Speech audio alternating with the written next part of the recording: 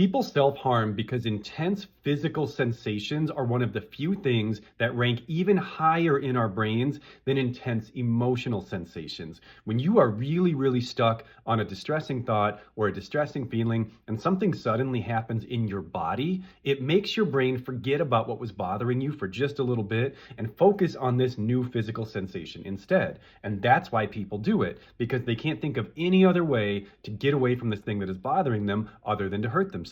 And it does work for a little bit. That being said, we can use this same basic principle of intense physical sensations to get our minds off of things for a little bit without doing things that leave marks or scars. So here are a few substitutions to self-harm behavior that use that same basic principle. You can eat something very sour or very spicy. So think about like extreme warheads or those, death chips from the gas station or whatever. Obviously use some discretion on what your body can handle. But if you put something in your mouth that causes your body to say, "What the heck have you done to me right now?" that will essentially trigger the same mental pathway as self-harm. You can also use temperature. You can hold something hot, like a cup of coffee or a cup of tea. You can hold something cold, like a bag of ice. You can splash cold water on your face. Obviously, you can use temperature to a degree where it is self-harm, but if you dial it back a bit from that intensity level, it can still help you get your mind off of things. You can use very sharp scents, not calming or relaxing things like lavender. I'm talking about things like mint,